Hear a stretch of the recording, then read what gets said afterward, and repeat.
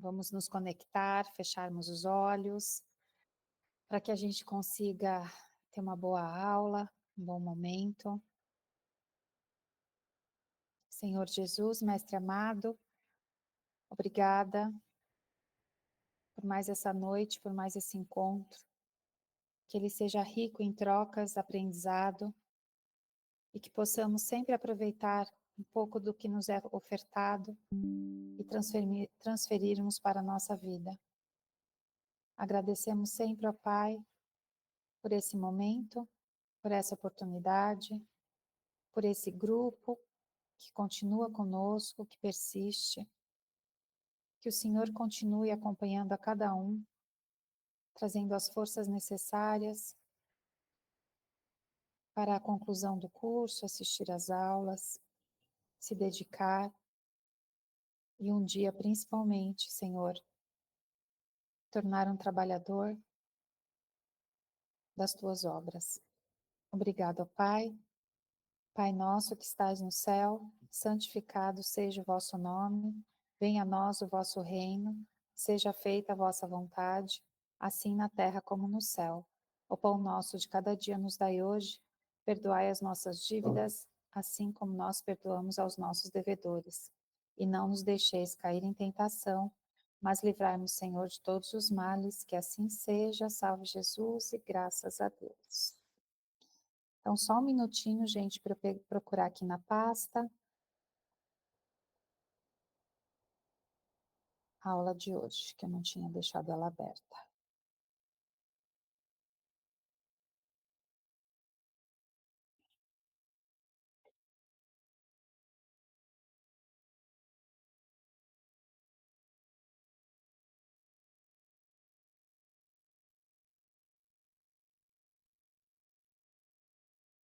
Pronto. Nós estamos estudando, né, as leis naturais. As duas últimas foram a lei de conservação e depois a lei de destruição. E aí a gente fica pensando, né, como elas se complementam. A gente pensando um pouquinho nas duas últimas discussões, como elas se complementam, apesar de parecerem ser antagônicas, mas tanto a conservação, nós vimos, ela é importante, quanto a destruição, a lei da destruição. Por ela ser uma lei natural, porque ela envolve a transformação. Hoje, a lei que a gente vai estudar, vou começar a compartilhar agora.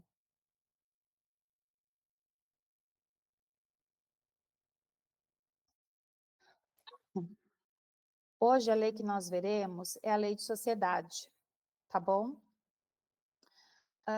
Por que que ela é considerada uma lei natural, se ela é tão parecendo humana, né?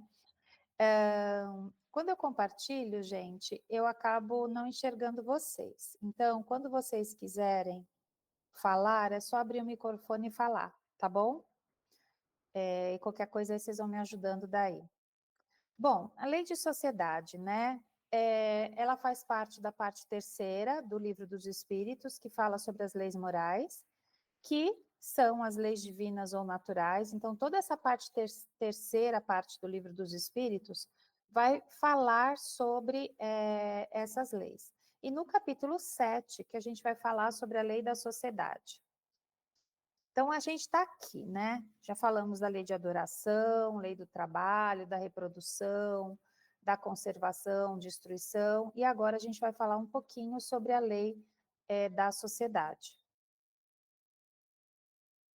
E aí eu trouxe para vocês, antes de nós começarmos a falar sobre a abordagem que o Livro dos Espíritos nos traz, essa pirâmide de Maslow, que ela é muito conhecida, ela é muito famosa, que o Maslow, esse cientista, né, ele analisou, em termos de sociedade e necessidades humanas, o que o ser humano necessita, né? Então, ele construiu, através de muitas pesquisas, essa pirâmide, tá? Carla, Oi? você está compartilhando, mas o slide só está no primeiro, não sei se é só para mim. É? Ou é que você está falando do quarto slide, não é? Da pirâmide. Sim. Os outros também não estão vendo? Só tá aparecendo do lado, né? Do lado esquerdo, os slides, mas a apresentação mesmo não tá aparecendo. Tá, então peraí, deixa eu Você tem diminuir aqui. acesso ao Google Drive? No Google Drive você consegue apresentar de lá também. É, mas ele não está salvo. Então vamos Ah, aqui, ó. Aqui agora vocês estão vendo? Eu vou você parou aumentar. de compartilhar. Ah, tá, desculpa. Vamos lá. Eu preciso salvar começar a salvar no Drive, tá no PowerPoint mesmo. Obrigada, Wagner. Vão falando, tá? Ó, se eu deixar assim, vocês estão enxergando? Ele tá no quarto, mas eu acho que tem um modo apresentação também, não tem? Então, mas quando eu pus para o modo apresentação, foi quando vocês pararam de enxergar, Hum. entendeu? Bom, não sei Essa se que é a foi só questão. para mim ou se foi para todo mundo. Para Os mim Você, também outros, tava. é, tava parado? Isso. Tá. Então, vamos tentar aqui ver o que que acontece, né? tá bom. Agora vocês estão vendo a pirâmide. Isso. Sim. Tá bom. Então vamos lá. Vou trabalhar um pouquinho no pequenininho. Então, o Maslow, como eu disse, ele é um cientista, um pesquisador, que começou a estudar quais eram as necessidades humanas, né? O que que o ser humano necessita.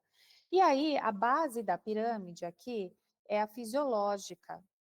Então, a primeira parte da pirâmide, ela compreende necessidades básicas, mas a primeira de todas é alimento, roupa, repouso, moradia. Então, para a sobrevivência do ser humano, para que ele consiga sobreviver, primeiramente ele tem que pensar nas questões fisiológicas mesmo. Então, quer comer, ter uma roupa por causa de proteção de frio, né? O repouso e a moradia, que também entra como uma necessidade básica, o abrigo, né? Ainda dentro das necessidades básicas acima, é a questão da segurança. Então, segurança do corpo, do emprego, de recursos da moralidade, da família, da saúde e da propriedade. E a propriedade aqui é como um reforço da questão da moradia. Então, quando a gente pensa na segurança do homem, do ser, né, a propriedade, ele ter um lugar, entra como se fosse uma necessidade básica sua. Então, aí, segurança do corpo,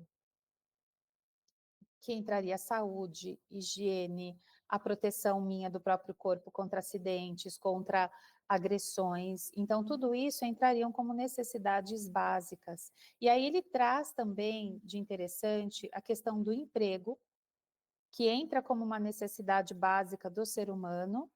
Para quê? Para que justamente ele se sinta seguro nessa sua fonte de renda para garantir todas essas necessidades que estão abaixo, né? Alimento, roupa, moradia. Mas olha só o que aparece aqui também. Aparece os recursos da moralidade. E eu achei interessante essa parte também da família. O que seriam esses recursos da moralidade, entrando como uma necessidade básica? Quando a gente pensa na doutrina dos espíritos, a gente tem o desenvolvimento da nossa inteligência e da nossa moralidade. Aqui, a questão de recursos da moralidade seria todos aqueles como se a parte moral garantisse a minha sobrevivência na convivência com outros seres, outros pares, outras pessoas. Então, entra, e aí a gente vai ver ao longo dos slides, que a moralidade, pensando nessa questão também da lei da sociedade, o que vai nos diferenciar de outros animais. Bom, aí depois parte para necessidades psicológicas. Então, a primeira parte, amor e relacionamento, como uma necessidade básica também, mas na área emocional. Então, a primeira parte entra muito na área de corpo, na área física.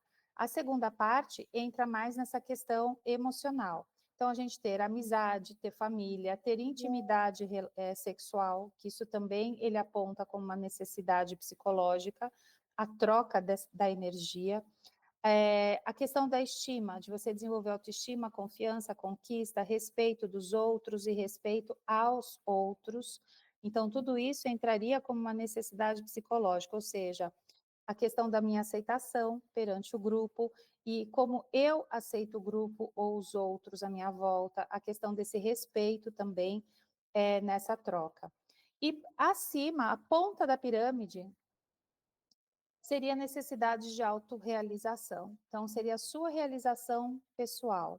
Aí ele coloca novamente a moralidade, criatividade, solução de problemas, ausência de preconceito e aceitação dos fatos. Então, se a gente for pensar nessa pirâmide, muitas pessoas estão só praticamente atendendo às necessidades básicas, se a gente for pensar no nosso mundo todo. Ficam operando aqui e não conseguem atingir, por exemplo, a realização pessoal, tá? Deixa eu mudar agora aqui, peraí.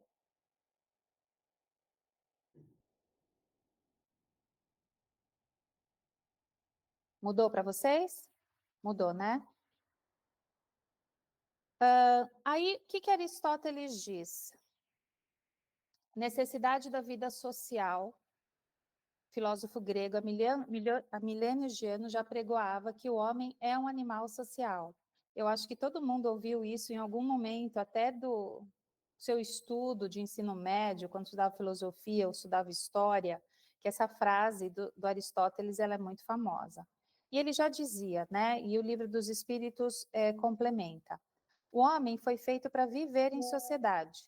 Por isso, Deus lhe deu a palavra e todas as outras faculdades necessárias à vida social. Então, quando a gente observa essa questão do Livro dos Espíritos, a 766, que fala que foi feito para viver em sociedade, porque nós temos a palavra, ou seja, a comunicação desenvolvida, e outras faculdades necessárias à vida social. Pensando na nossa escala evolutiva enquanto espírito, que nós já passamos pelos vários reinos, como nós já estudamos bem lá no comecinho do Básico 1, e hoje nós estamos no que no Livro dos Espíritos eles chamam de reino hominal, é porque nós desenvolvemos outras faculdades necessárias para essa vida social. E por que viver em sociedade é importante? A gente vai também falar um pouquinho mais sobre isso. Mas se a gente for pensar, em sociedade, em estar junto com os outros, que realmente eu tenho oportunidade de desenvolvimento espiritual, desenvolvimento enquanto espírito. Com os outros que também eu desenvolvo tanto o meu saber cognitivo, então o que eu aprendo com os outros, eu aprendo com a ciência, e vamos pensar que a ciência é uma construção humana que só se deu socialmente pelas trocas e dos seus pares cientistas lá e pela evolução, mas não só. Também o nosso desenvolvimento moral, ele só se dá quando nos relacionamos e convivemos com outros espíritos. E aí ele fala, continua aqui, que o isolamento absoluto é contrário à lei natural. O homem procura a vida em sociedade por instinto, pois dentro do princípio de conservação da espécie, há necessidade de suprir alimentação, abrigo, defesa da família, portanto, a sociabilidade é instintiva, obedecendo ao progresso da humanidade. Então, isso já é instintivo nosso, procurar a vida em sociedade. Para quê? Vamos pensar na pirâmide lá de Maslow. Primeiro, para garantir, suprir a nossa necessidade básica, que é alimentação, abrigo, defesa da família, que seria segurança. Então, tudo isso começa lá atrás como logo quando a gente era ainda espíritos primitivos, né?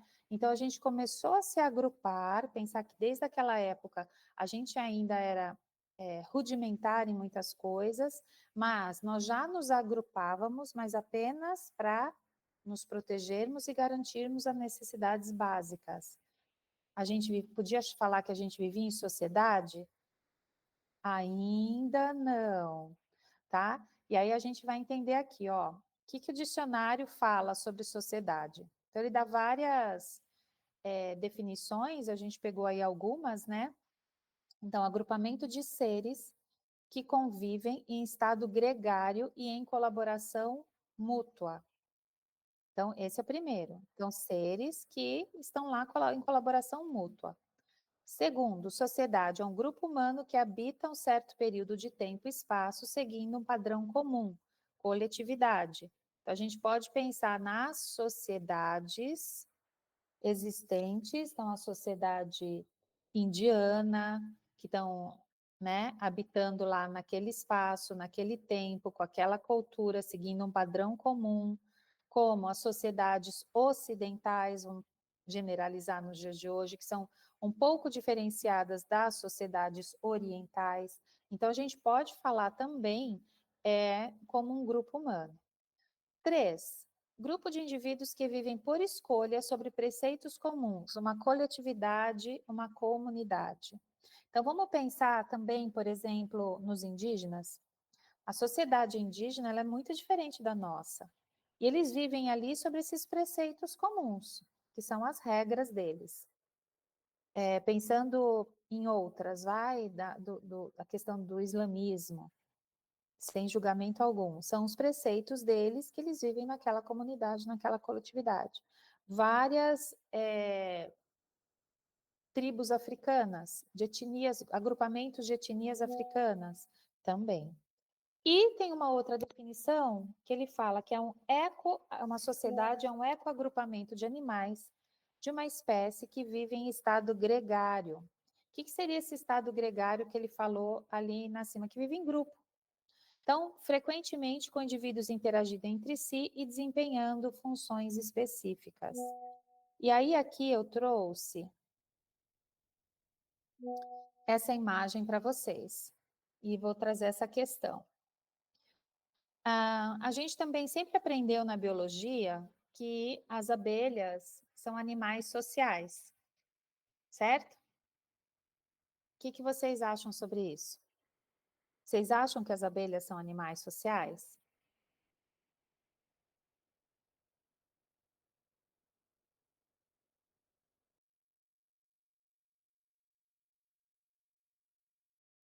Podem falar? Eu acho que são sociais. Eles vivem, se a gente for comparar alguma coisa com o ser humano, eles vivem numa comunidade, todo mundo com o mesmo objetivo, não é? Eles, querendo ou não, se respeitam e respeitam um ser maior, né? Que eles têm uma mãe abelha lá, como a rainha, né? Que é o que comanda. E a gente pode trazer isso aqui, não sei, talvez pelos governantes, não sei. Eu acredito que sim, que são seres sociais, sim, viu, Carla? E ali a gente tem, joia, vou trazer outras reflexões, tá? Aí a gente tem uma outra imagem de um grupo de búfalos afugentando um leão. Esses búfalos, a gente pode falar que eles estão vivendo em sociedade? Eles são sociais?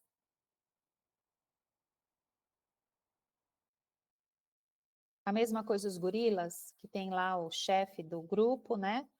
Que é o gorilão master, e todos obedecem aquele chefe. O que vocês acham? A gente pode falar que são organizações sociais?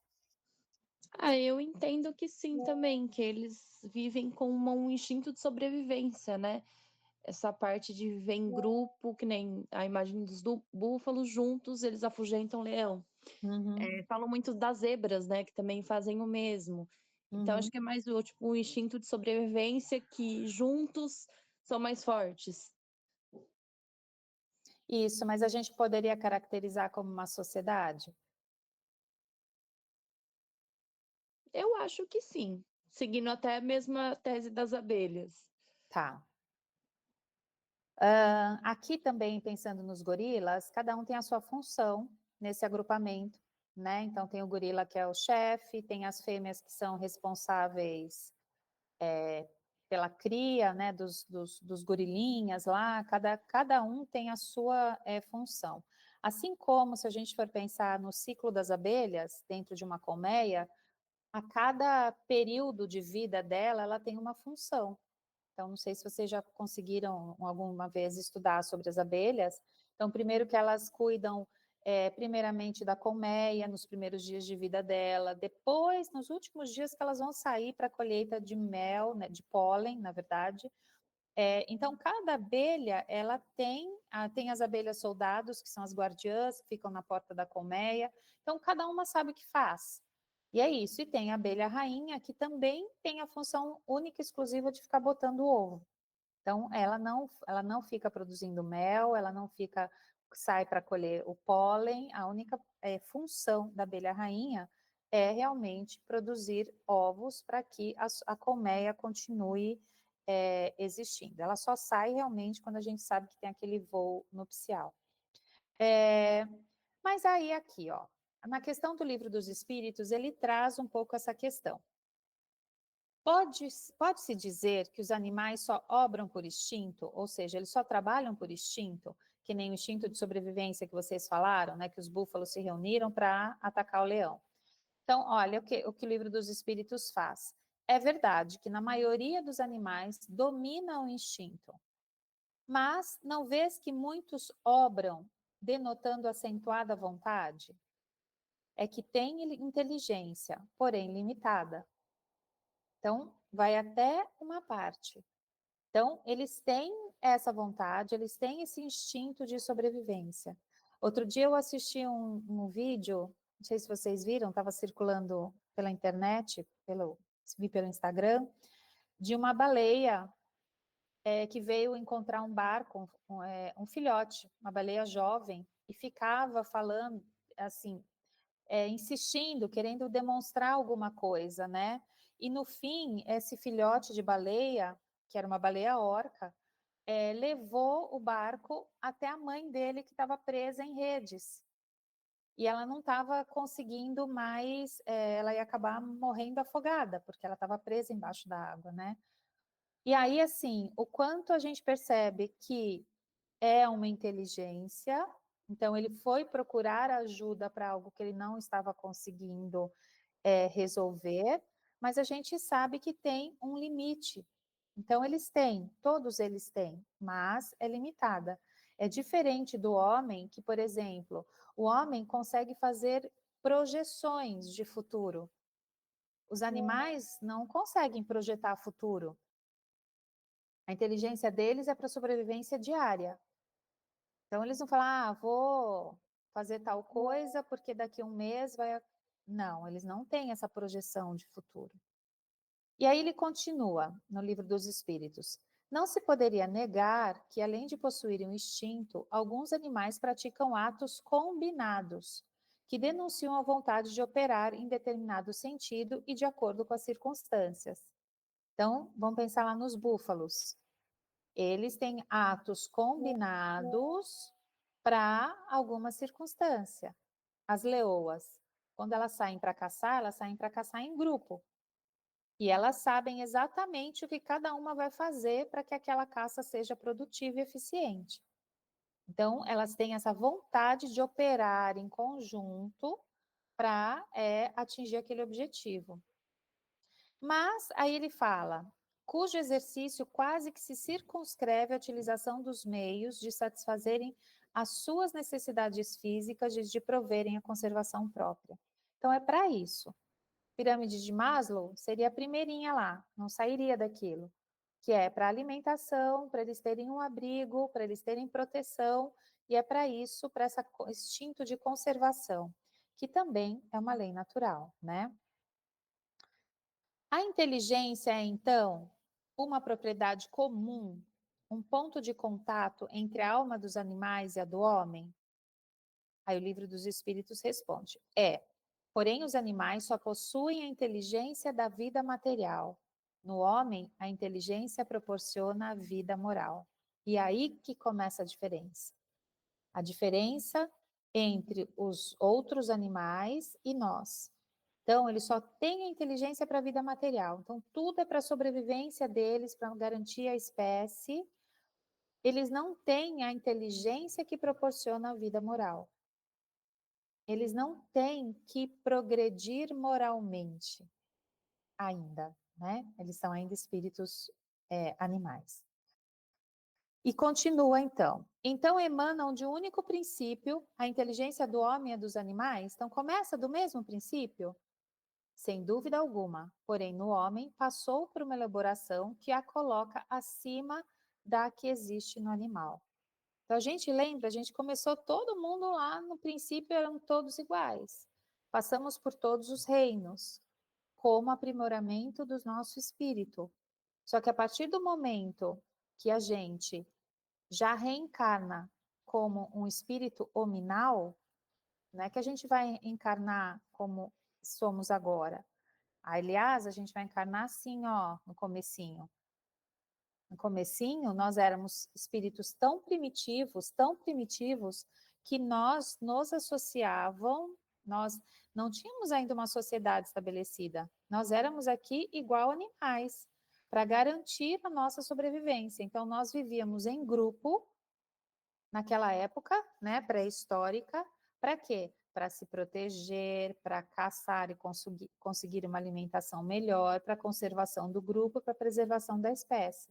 Então, se a gente for pensar nos princípios enquanto nós éramos hominais, nós ainda nos uníamos para nos proteger contra os predadores e conseguir uma alimentação mais fácil, igualzinho aos outros animais. Conforme nós fomos reencarnando, e aí tem um salto se a gente for pensar na sociedade, tem um salto que as primeiras sociedades começaram a se organizar enquanto realmente sociedade quando os grupos deixaram de ser nômades e passaram a se estabelecer num local. E ali são os primeiros indícios de o início de sociedade, do homem social.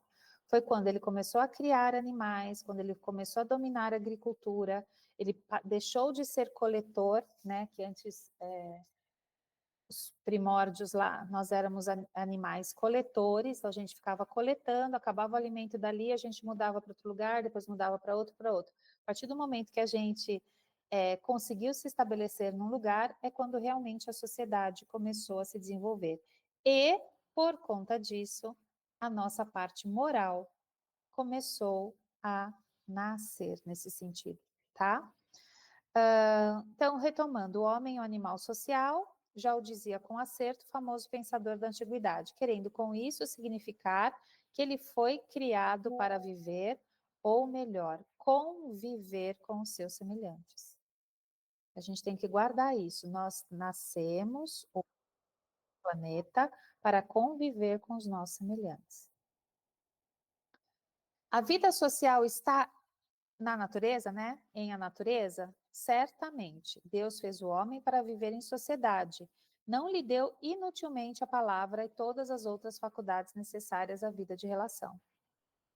Então a gente fala assim, é para a gente viver em sociedade? Sim. Senão, para que teríamos evoluído tanto a nossa comunicação, o nosso pensamento, nos deu um aparato cerebral, uma faculdade mental necessária para que a gente conseguisse viver socialmente. A gente pensando até no nosso cérebro, né, o córtex frontal, tem áreas do nosso cérebro que são responsáveis por esse social. A necessidade, então, da vida social. Por quê? Por que tudo isso? Porque é nesse convívio que tem esse desenvolvimento e refinamento das nossas faculdades intelectuais e morais. É pelo meio desse convívio que nós trocamos afeições, conhecimentos, experiências, levando a regras de procedimento ditadas pela justiça e pela moral, abstendo-se de tudo que pode destruir. Então, é dessa forma, gente, que a gente se desenvolve, tá? Aí, o que a doutrina traz sobre essa vida de isolamento, sobre esse voto de silêncio?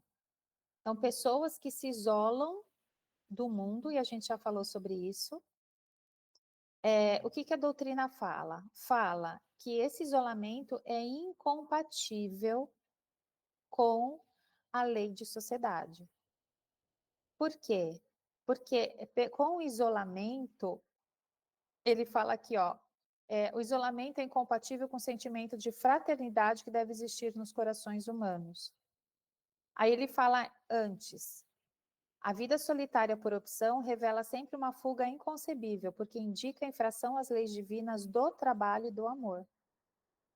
Então, eu escolher viver aqui, ó, num convento, isolado de todo mundo, num mosteiro, olha esse mosteiro, no alto de uma montanha, e não entrar em contato com a realidade à volta, com outras pessoas, eu estou me privando da evolução, eu estou me privando de ter um desenvolvimento moral, fraterno, de amor ao próximo. Por quê? Porque eu só estou lá.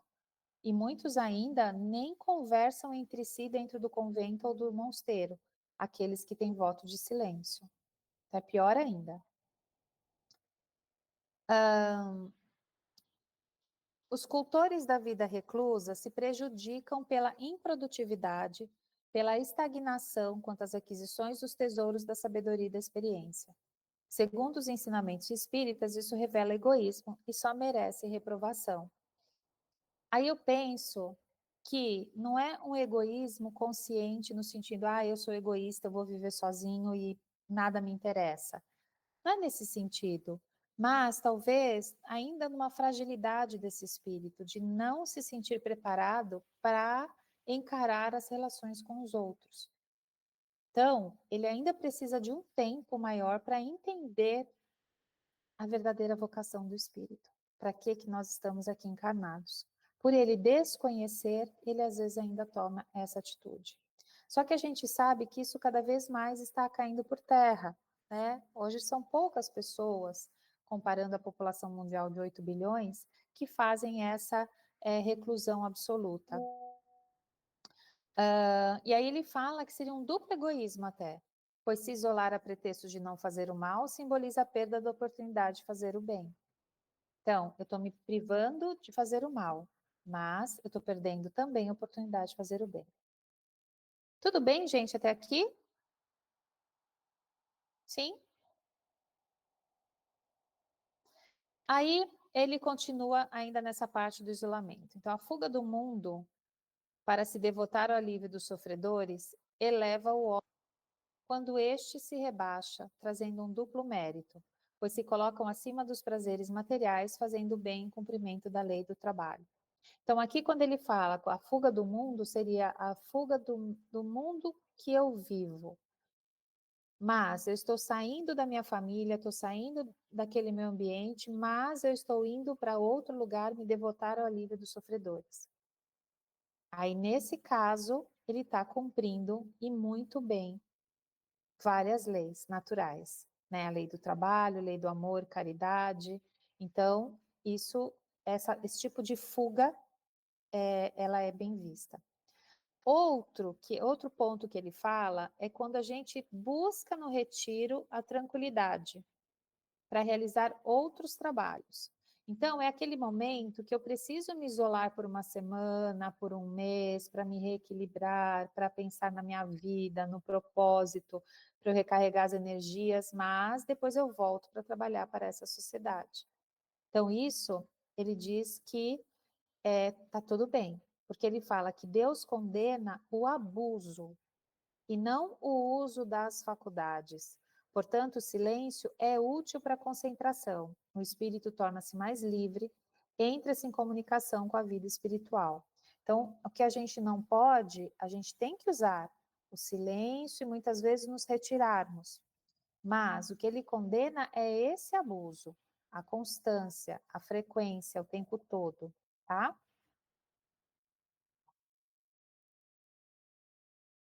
O homem, inquestionavelmente, é um ser gregário, organizado pela emoção para a vida em sociedade. Então, normalmente, ser gregário é um ser que vive em grupo. O seu isolamento, a pretexto de servir a Deus, constitui uma violência à lei natural, caracterizando-se por uma fuga injustificável às responsabilidades do dia a dia. Então, aí tem aqui a foto das freirinhas, uma grade na frente, né, que elas não podem nem se comunicar. Graças à dinâmica da atualidade, diminui as antigas incursões ao isolamento, seja nas regiões desérticas, para onde o homem fugia a buscar meditação, seja no silêncio das clausuras e monastérios, onde pensava poder perder-se em contemplação. O cristianismo possui o extraordinário objetivo de criar uma sociedade equilibrada, na qual todos os seus membros sejam solidários entre si. As relações sociais possibilitam ao homem a oportunidade de fazer o bem e cumprir a lei do progresso. Lembra no comecinho que eu até falei de todas as leis naturais, né, que a gente iria estudar, e aí eu fiz a perguntinha qual seria a mais importante que outra, e muitos acharam, né, a lei do amor, mas aí a gente vai, conforme a gente vai estudando essas leis, a gente vai entendendo que, na verdade, uma não consegue existir sem a outra.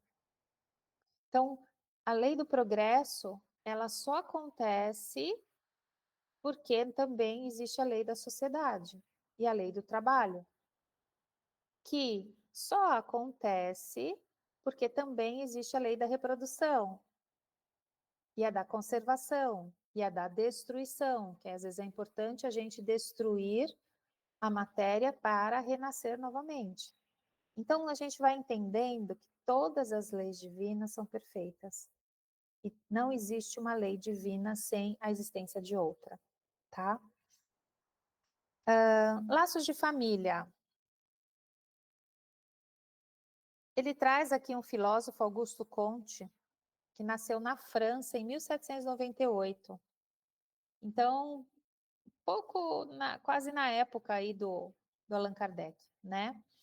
E ele já trazia, lembra que vieram vários pensadores, que eu falei do iluminismo, que foram abrindo os caminhos para quando Kardec viesse, já tivessem algumas ideias plantadas, né? Então, Augusto Comte foi um deles.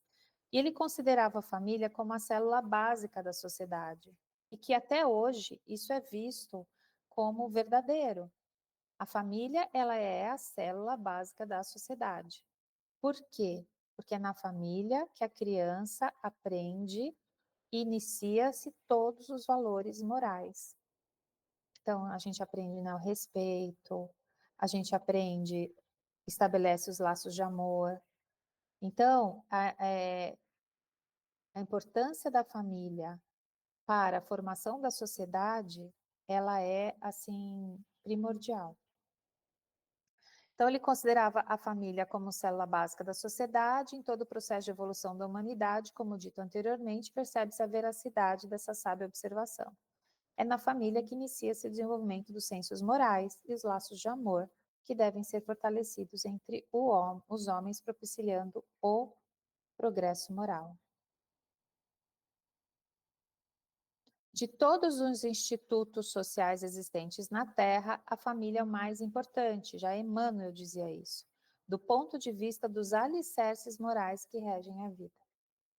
E hoje o que a gente está vendo e sentindo na sociedade é que esse núcleo familiar, ele está esquecendo da função dele, enquanto pais e mães, né? Vamos pensando pais e mães, porque as crianças nascem, elas não sabem de nada, né, ainda. Mas os pais e as mães estão muito perdidos, tanto entre eles em termos de relacionamento, quanto como a figura de pai e mãe. Por quê? Porque são eles que têm que realmente ensinar aí essas crianças, né? Hoje tudo se joga para a escola, os professores, coitados, estão alucinados. Por quê? Porque a família, que é o núcleo inicial, que vai dar esses alicerces, não está cumprindo a função que deveria. E aí a gente lembra que família não necessariamente é só homem e mulher. Que hoje a gente já vê famílias na união homoafetiva, e eu acho que não lembro se foi para esse grupo, mas que a gente trouxe a questão que o livro dos Espíritos, ele fala muito do amor entre os seres. Ele não fala de amor entre homem e mulher, mulher, Por quê? Porque para os espíritos isso não existe. O que existe é o amor entre os seres. E aí aqui a gente tem que lembrar de quantas famílias de união homoafetiva são extremamente amorosas com seus filhos, com a educação, primorosos, enquanto outras não. E aí eles perguntam, né, reforçando isso da homoafetividade, no artigo As Mulheres Têm, publicado na Revista Espírita em 1866. Então, a gente tem que voltar para o pensamento daquela época. E aí ele responde, né, Allan Kardec, mudando de sexo, poderá, pois, sobre essa impressão, em sua nova encarnação, conservar os gostos, as tendências e o caráter inerentes ao sexo que acaba de deixar. Então, e a gente viu, se a gente encarna muitas vezes homem, homem, homem, homem, homem, e depois encarna como uma mulher, a gente vai conservar os gostos, as tendências inerentes àquele sexo que eu acabo de deixar. Então, tudo isso pode ser um aprendizado. Então, aí fala, assim que se explicam certas anomalias aparentes que se notam no caráter de certos homens e de certas mulheres. E naquela época eles não sabiam nem identificar o que seria, né, todos os LGBTQIA+, que existem hoje. Então, ele só falava que existem essas diferenças. Então, homens que poderiam ser afeminados, mulheres que poderiam ser masculinizadas. Ele não entra nos detalhes, mas ele fala que pode sim conservar o gosto e as tendências das suas últimas encarnações, tá? Aí é prova que, independentemente de sexo, preferência, ou bandeira, ou qualquer coisa, existe uma alma, existe um espírito, um ser humano ali por trás de tudo isso. Então, e merece ser respeitado e tratado como irmão, independentemente.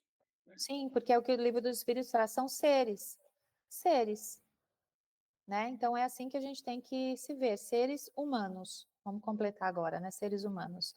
Para os espíritos, somos seres espirituais, somos espíritos, não importa a roupagem, enfim, que a gente está vestindo. Aí, terminando aqui, ainda sobre os laços de família, que fala que o animal tem por princípio o instinto de conservação, protegendo a sua cria até a sua independência para cumprir o seu papel na natureza. Então, é o instinto de conservação. Então, a mãe, lá, a mãe onça, vai cuidar dos filhotes até a independência. E teve independência, é como se rompesse esses vínculos, que já na natureza, entre nós, né, isso não acontece. O homem deve manter o vínculo familiar por toda a encarnação. Por quê? Porque é na família que também vai receber a oportunidade de se reajustar com seus semelhantes, por débitos passados. Então, se a gente encarnou, né? O Wagner sempre fala com as irmãs, é débito passado e vai ter que agora se ajeitar aí, né? Então, é esse o objetivo. Os animais, os outros, não têm essa necessidade. Sobre parentesco e filiação. Os pais geram a vida corporal dos filhos, dando oportunidade da reencarnação, tendo em vista que a alma é indivisível e criada por Deus. Mas a convivência em família deve-se a ligações pré-existentes entre aqueles espíritos, por necessidade de auxílio, aprendizado ou reparação.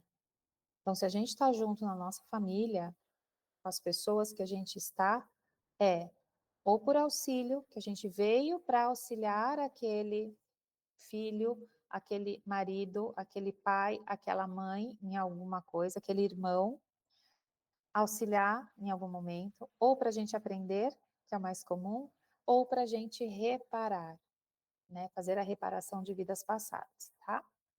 Ele exclui a ideia de castas e raças, que são muitas vezes exaltadas pelo homem, novamente falando aí das etnias, né? E que, na verdade, a gente tem que pensar que hoje a gente está encarnado nesse corpo, mas que a gente já encarnou em várias outras roupagens, né? Aí ele fala aqui sobre semelhanças físicas e morais. Parentescos e filiação ainda, né? As semelhanças morais que em algumas famílias são percebidas dão-se pela afinidade de inclinações.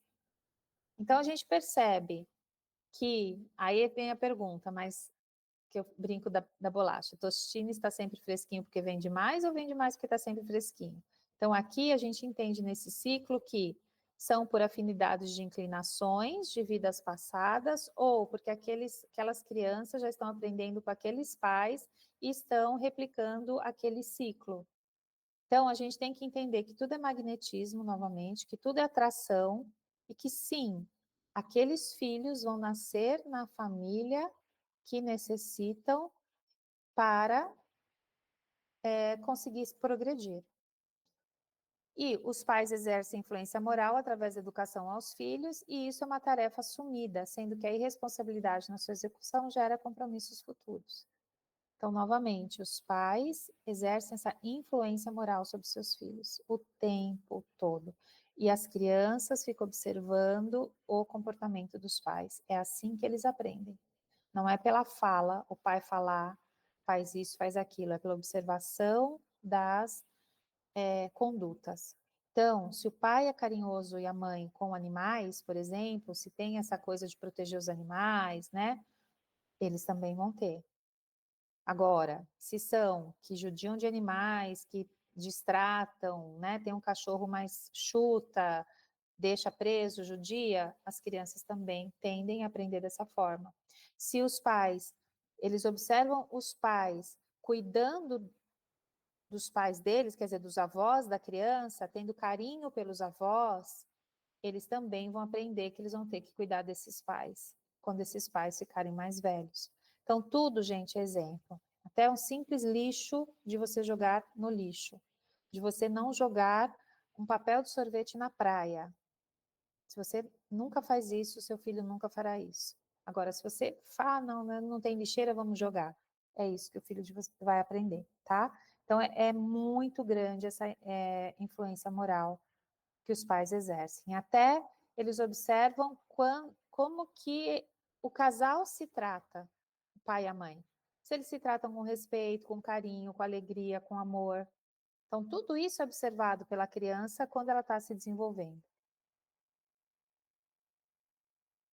Mas, dentro do planejamento encarnatório, os espíritos menos virtuosos podem pedir pais com boas qualidades para que possam ser direcionados a um caminho melhor. Bem como, às vezes, os pais necessitam conviver com espíritos dessa natureza para o seu aprendizado. Então, tem famílias que a gente fala, né?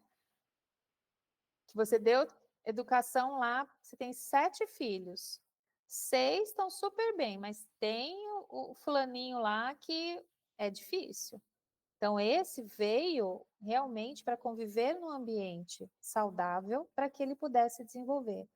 Ou o contrário, muitas vezes são os filhos que educam e ajudam os pais nessa evolução. Um povo ou uma nação é composta por famílias que são reunidas por espíritos simpáticos. Então, nós, aqui no Brasil, nascemos no Brasil, escolhemos reencarnar aqui, porque nós temos simpatia pelos espíritos parecidos conosco, vamos chamar de brasileiros, tá? E a gente necessita aqui passar pelas mesmas coisas. A similitude de inclinações boas ou más irá determinar o caráter daquela sociedade. Então, de novo, a gente atrai o que a gente é. Então, se a gente está aqui, também uma sociedade pode ser boa ou má, dependendo dos espíritos que estão sendo atraídos. O caráter moral da existência anterior pode ser conservado pelo espírito, contudo, se houver melhoria, ele se modifica. Às vezes, demora em reconhecê-las, dependendo da sua condição socioeconômica reencarnante, que pode ser diferente da encarnação anterior. Aí aqui o exemplo, né? Dia das Mães, os filhos tudo em volta da vovó lá, que seria a mãe deles, né? Mas nos outros dias ela sozinha. Aqui, né?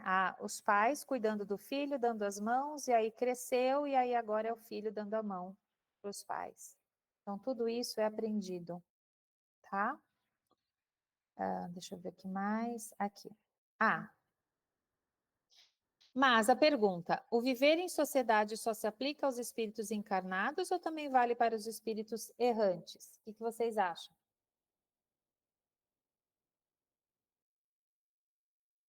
A gente vive em sociedade somente aqui enquanto a gente está encarnado, ou quando a gente está na erraticidade, a gente também vive em sociedade?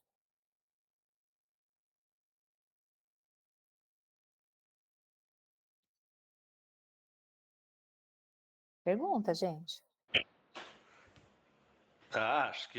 Eu acho que lá no nosso lar já mostrava, né? Ele, a sociedade como que é, né? Até no umbral tinha sociedade. Até no umbral eles vivem em sociedade, isso mesmo, né? E aí aqui tinha até a fotinha do nosso lar, já dei a deixa, né? E é isso mesmo. Então, também, enquanto espíritos errantes, nós vivemos numa sociedade. E o André Luiz, ele traz isso muito bem descrito nos livros, nas obras dele, né? E aí que ele fala, mas no livro dos Espíritos tem uma resposta sobre isso. Constitui um mundo do qual o vosso é pálido reflexo. Os da mesma categoria se reúnem por uma espécie de afinidade e formam grupos ou famílias, unidos pelos laços de simpatia e pelos fins a que visam. Os bons pelo desejo de fazer o bem, os maus pelo de fazerem o mal, pela vergonha de suas faltas e pela necessidade de se acharem entre os que se assemelham. Então, sim, vivem em sociedade também, de acordo com a vibração e desejo. E aí, né, uma sociedade muito organizada que é o nosso lar. Tá bom? Primeira parte é essa.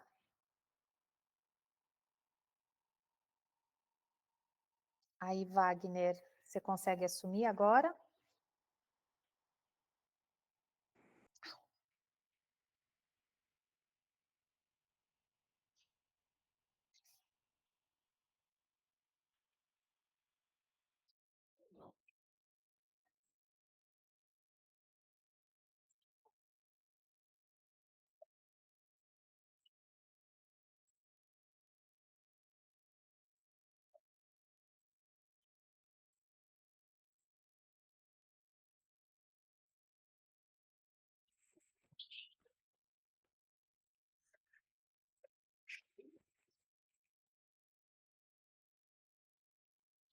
Aí, nessa parte aqui, a gente vai falar sobre essa passagem do Evangelho e complementa bem o que a Carla falou sobre essa visão de sociedade, de a gente enxergar as pessoas não como uma pessoa de um país, de um sexo, de uma região, ou com uma vestimenta, com um corpo, é espírito, tudo é espírito.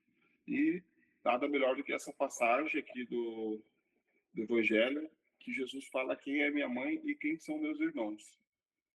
Então aqui vamos destrechar um pouco mais sobre essa visão universalizada do Cristo em relação a todas as pessoas. Ele não via diferença nenhuma em nenhuma das pessoas que ele, né, quando ele caminhava, todo mundo era igual para ele, né? Todo mundo era irmão. Então ele trouxe essa mensagem que pode ter sido um pouco mal interpretada, um pouco mal traduzida, mas a gente vai destrechar um pouco mais para entender o significado, tá? Aí essa passagem. Ele estava sentado à roda de um crescido número de gente e eles disseram: Olha que tua mãe e teus irmãos se buscam aí fora. E ele respondeu dizendo: Quem é minha mãe? E quem são meus irmãos? E olhando para os que estavam sentados à roda de si, lhes disse: Eis aqui minha mãe e meus irmãos, porque o que fizer a vontade de Deus, esse é meu irmão e minha irmã e minha mãe. Então, tem essa passagem aqui muito comum que a gente conhece, que Jesus parece que renega a mãe e os seus irmãos, e ele fala quem é a mãe e os seus irmãos como se fossem outras pessoas desconhecidas, né? E, sabe, parece que ele estava renegando a família. Né? Aí, vamos lá. Jesus é o nosso modelo de amor, caridade, dedicação ao semelhante, virtude às quais aspira a humanidade. Então, para a gente começar a destrinchar, vamos ver os pilares morais do Cristo em todas as passagens dele, né? E ele falou, exemplificou os caminhos para chegar ao Pai, assim como sendo, fica difícil entender esta passagem do Evangelho. com razão, pela superioridade moral de Jesus, não se pode conceber o mestre com atitudes em desacordo com a caridade que sempre praticou. Aí o capítulo 14 do Evangelho tem como título: honra o teu pai e a tua mãe, e o respeito aos pais, consequentemente, a prática da caridade para com eles. Estava inserida nos ensinamentos de Jesus. Como entender a aparente divergência, né? Então, fez um capítulo especial só para falar, para a gente honrar o nosso pai e a nossa mãe. E, de repente, Jesus está falando que, né, está renegando o pai e a mãe. E aí aqui já está... Quando a gente for fazer uma interpretação de um texto, a gente tem que levar os fatores históricos da época, a tradução. Se a gente pega... Não precisa ser Jesus, né? Se a gente pega uma pessoa, uma personalidade da antiguidade, e ela tem um perfil, de repente, uma coisa que destoa muito do que ela é, você vê que ali não tem uma consistência, não tem coerência, uma coisa, né, distorcida, muito longe do que estava tudo falando, vários registros falando para a pessoa que a pessoa é isso, a pessoa faz isso, ela está indo trabalhar de mecânico todo dia e tá, de repente, pá, ela viajou para a Lua. Isso não tem consistência, né? Então é mais ou menos aqui que a gente tem que levar esses pontos em consideração na hora que a gente for estudar o Evangelho. Vamos tentar entender o que o Cristo quis dizer, baseado nesses pilares que ele mesmo construiu durante todo o Evangelho. Como que pode chegar num momento desse e ter uma contradição desse tamanho, né? Aí, nessa passagem evangélica, Jesus disse muito mais, contudo, a sociedade da época não entendeu. A mãe, os irmãos, não seriam somente os parentes consanguíneos, mas sim a humanidade inteira. Muitos a quem amamos fazem parte do nosso núcleo familiar consanguíneo, mas quantos ao nosso redor, na posição de amigos, são como irmãos, pais e mães? Ou seja, como se fosse da mesma família. Então, se a gente for levar em questão da época do reinado, né, que o rei tinha que ter um filho consanguíneo para ter uma princesa, para ter um príncipe, para o sangue da realeza do outro grupo, né, o sangue divino, o sangue da realeza. É uma constituição totalmente humana, fazendo aquela panelinha, né, para se diferenciar das outras pessoas. E Jesus, olha, 2000 anos atrás, ele veio contra toda essa separação de pessoas querendo se, se tratar como humanos superiores. O meu sangue é superior e a minha raça é superior. A gente viu até lá com o Hitler, né? Falando que a raça dele era superior. E Jesus, há 2000 anos atrás, ensinou que não, que pode ser minha mãe, meu pai, meu irmão, minha família, ou um estranho ali que eu vi na rua. Eles são irmãos espirituais, ele vai muito além do que o consanguíneo.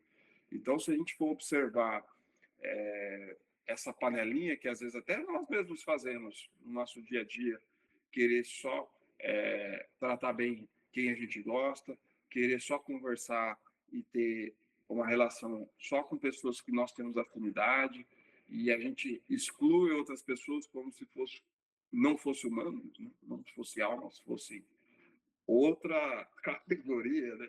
E aí a gente tem que saber, é difícil. Não tem como você falar que eu gosto mais dessa pessoa do que minha mãe, ou igual a minha mãe. Não, a gente sabe que a gente é apegado, tem mais empatia, mais preferências, né, ainda. Mas o futuro, né, Jesus, ele mostrou que ele amava tanto a mãe dele como qualquer um dos estranhos que chegava perto dele.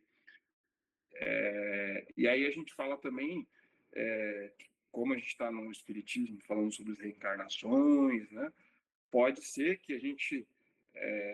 quantas vezes a gente não tem essa experiência de ter um irmão ou algum familiar próximo da gente, que a gente, por exemplo, parente, tem parente que a gente nem sabe o nome. É parente, é primo, é tio, a gente nunca viu, não tem nenhuma relação. E aí você tem uma relação com uma pessoa que você conhece no trabalho, um amigo, no centro espírita, e ali você vê no velório, né, Wagner? Só no velório de alguém que aí você encontra aqueles parentes que você nunca viu na vida, né? E aí a gente vê que o que importa é realmente essa afinidade. e não o consanguíneo. Às vezes você considera, tem gente que considera mais um amigo do que o próprio irmão.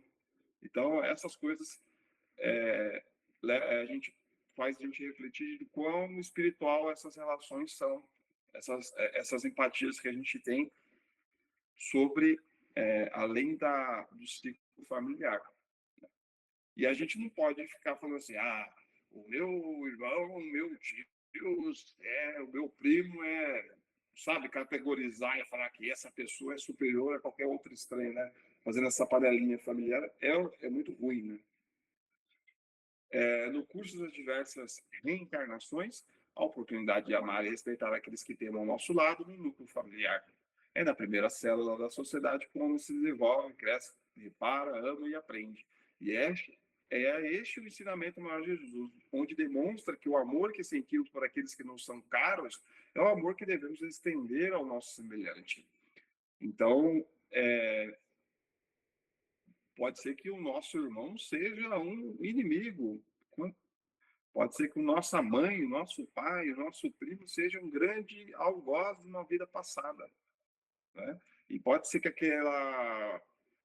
aquele grande amigo que você tem foi seu irmão numa vida passada e vocês se deram bem. E por que disso, né? Justamente para a gente poder reparar, aprender a nos desenvolver moralmente e transformar esse inimigo de vidas passadas em amigo. E é por isso que a espiritualidade já planeja, né? Coloca as crianças, né, para fazer as pazes, né? Então, como que as crianças fazem a paz? Coloca elas juntas. Não dá para elas fazerem as pazes separadas, separando elas. Elas têm que se juntar, têm que se pedir desculpa e reparar a intriga que elas fizeram. E é assim que é feito no âmbito familiar. Coloca lá o nosso pai e nossa mãe lá, porque a gente foi umas crianças muito briguentas e a gente nasceu na mesma família e tem que se resolver. Então, qualquer pessoa aí da nossa família vale para todo mundo.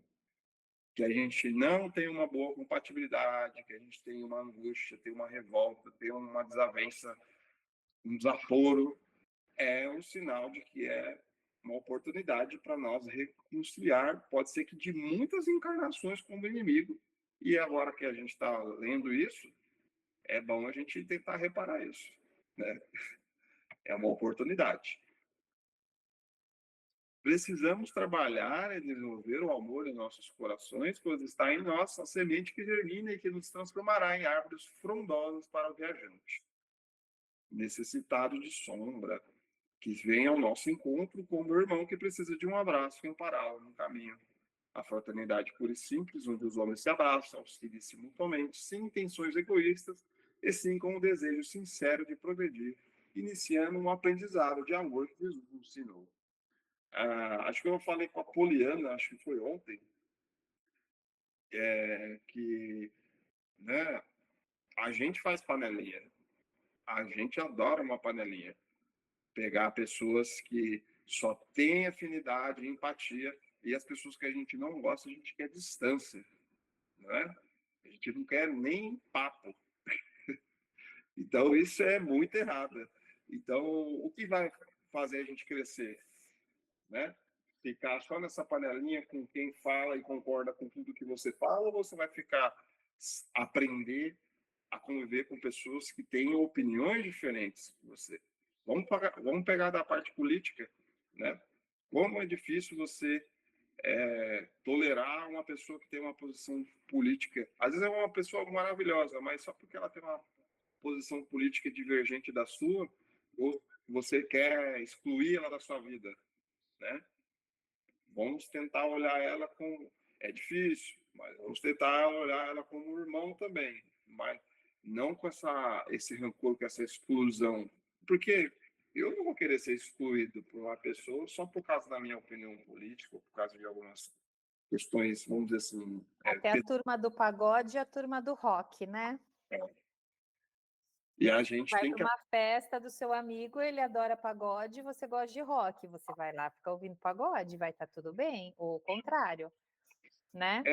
É muito difícil, eu já assumo que eu não consigo, mas a gente precisa ter essa consciência de que a gente precisa desenvolver isso. Não adianta fazer cara feia, não. Que a gente precisa estar lá na festa de pagode lá e ouvindo e tentando lidar com a situação. Eu te digo que pela minha própria empresa que está aqui agora, antes eu trabalhava no meu quarto. Hoje eu recebo um monte de gente diferente, com perfis diferentes, e eu preciso lidar bem com elas. Não só para o âmbito profissional, mas por uma questão moral de aprendizado, a se relacionar com essas pessoas. Você acha que para mim não é um sacrifício? É um sacrifício enorme. Eu queria estar no meu cantinho, no meu casulo, no meu aconchego, na minha acomodação. E agora eu preciso sair da casinha e saber me relacionar com as pessoas que eu posso divergir, né? Por exemplo, eu consigo lidar com pessoas que torcem para o Corinthians, aí para mim é tranquilo, né? Tenho amigos que são corintianos, então a gente consegue se dar bem mesmo assim, entendeu? E aí é essa a explicação. E falando sobre time de futebol, não é que tem gente que não tem amigo que torce para outro time? Olha que nível de besteira. Você deixa de fazer uma amizade porque o cara torce para um outro time, de tão fanático que você é pelo seu time. Isso é o exemplo do que não fazer. Sim, o fanatismo cego, né? E isso é em relação realmente a tudo, né? Aos gostos particulares, a opiniões políticas, ao modo de ver o mundo, que é diferente, né? E aí vamos falar sobre vegetariano que não gosta de sair com pessoas que é vegetariano. Pessoas que não é vegetariano que não gostam de pessoas vegetarianas. Aí, né, aí fica uma briga de um lado com o outro. Poxa, deixa o outro ser vegetariano, deixa o outro não ser vegetariano. Que besteira. E tá tudo certo. Ninguém é melhor do que ninguém por isso. Cada um Mas tá é difícil, viu, Wagner? né? Difícil, cara, porque assim, a gente, às vezes a culpa não tá na gente, né? E o mal também não tá na gente, né? Tipo, a expectativa, a gente pode se frustrar diante de uma expectativa do tipo, eu respeito todo mundo, cara, né? Eu respeito o cara que tem uma opinião diferente sexual diferente da minha, o cara que tem uma opinião política diferente da minha, o cara que tem uma religião diferente da minha, né? O cara que tem uma filosofia diferente da minha, que é do futebol, de curtir algo cultural, mesmo de comer lá o seu vegetal. E às vezes a gente está aqui, cara, e respeita tudo isso, e faz questão de estar do lado dessas pessoas. O problema é que não está na gente, né? O problema está do outro lado. Às vezes as pessoas são tão egoístas, cara, que ela acha que você, por ser bom e ter esse respeito, você tem as segundas intenções. É difícil, é difícil. Essa parte de respeito mútuo é bem difícil com o ser humano. Gilvan, o importante é que você, como você disse, você está fazendo a sua parte. A gente só é responsável pelos nossos atos. Quando a gente define isso para a gente, eu não sou responsável pelos atos dos outros. Porque o que os outros fazem com aquela informação que recebeu é problema dele, entendeu?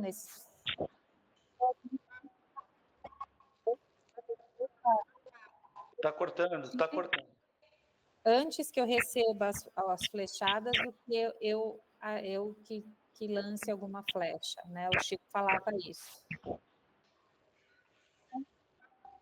Muitas vezes a bondade, a generosidade, ela incomoda quem não a tem dentro dela. Então, essas pessoas ficam extremamente incomodadas e aí, por isso, elas acabam agredindo, né? Só que a gente tem que entender que aquilo está dentro daquelas outras pessoas, não está dentro da gente. A gente não vai conseguir fazer o mal mesmo, porque o mal não existe dentro da gente. E, às vezes, é difícil, porque a gente fica se perguntando, eu estou remando contra a maré, só eu, entre aspas, sou o bobo aqui, está todo mundo fazendo e eu não. Não, não é isso. A gente tem que fazer de fato o que a gente acredita, né? E eu sei que é difícil conviver, mas esse que é o exercício da lei da sociedade, a gente aprender a conviver.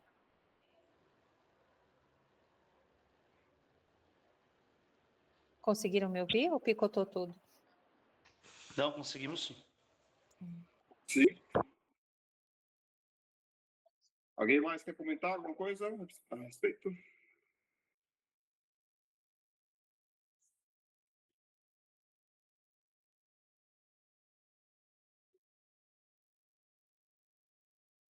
E vamos pensar, só para terminar, então, na questão da lei da sociedade, nas coisas que a gente vive no nosso dia a dia.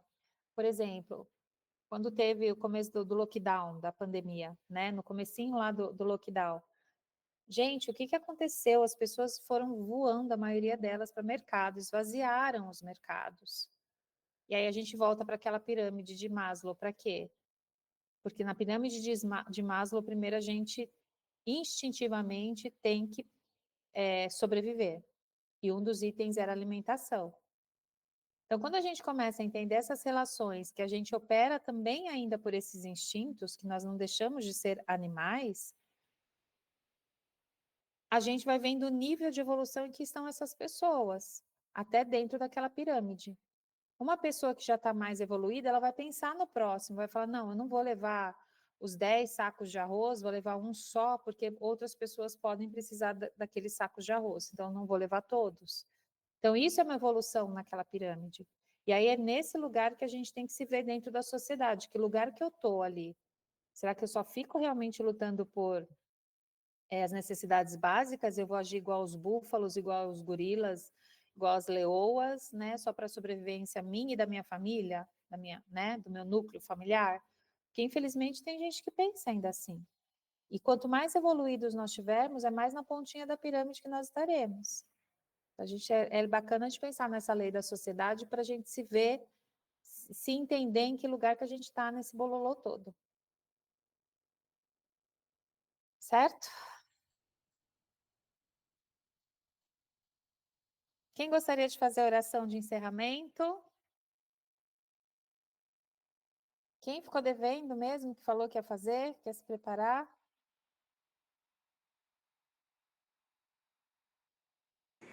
Acho que foi a Zenaide, né? Era a Zenaide que ia fazer a oração hoje? A Zenaide não falou nada durante a aula, né? Vamos lá, Zenaide, fazer a oração de encerramento?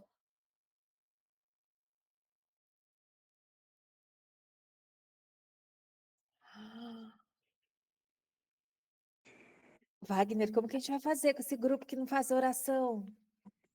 Oi, boa noite. Não, então, hoje eu vou me preparar. Quem falou da última vez foi a Poliana, que não está aí hoje. Gente, ó, agora é sério. Vocês são trabalhadores da casa. Em breve, breve, breve. Já tem os que trabalham. E oração é algo que brota do coração da gente. Não tem certo ou errado. Tem, fazer uma oração bonita com palavras rebuscadas. Não. Então, vocês têm que começar a tentar se colocar nesse lugar, sabe? Assim, dar um passo a mais para as oportunidades que a vida vai trazendo, as oportunidades espirituais que a vida vai trazendo para vocês. Então, de novo, quem gostaria de fazer oração hoje? E se arriscar e dar esse passo importante? Então, vou fazer. Isso, Zenaide, muito bem. Então, vamos lá. Eu quero agradecer, estamos todos juntos, né? E agradecer, Carla, aquilo que você falou no começo, sim, da gente estar juntos, né? Graças a Deus, estamos aqui juntos. Vai para 2 anos já, né? Então, acho que realmente é uma vitória para todo mundo. E agradecer você e o Wagner que estão aí, dando essa oportunidade para gente. Não se distanciar, né? E aprendendo cada vez mais. E hoje eu não falei porque só foi aprendizado, como sempre. E é isso aí. Então, vamos agradecer por estar todos juntos. Um bom final de semana para todos também. E vamos rezar um Pai Nosso. Pai Nosso que está no céu, santificado seja o vosso nome. Venha a nós o vosso reino. Seja feita a vossa vontade, assim na terra como no céu. O pão nosso de cada dia nos dai hoje. Perdoai as nossas ofensas, assim como nós perdoamos a quem nos tem ofendido. Não nos deixei cair em tentação, mas livrar-nos do mal. Assim seja. Amém. Obrigada por tudo. Muito obrigada, Zenaide, pela sua oração.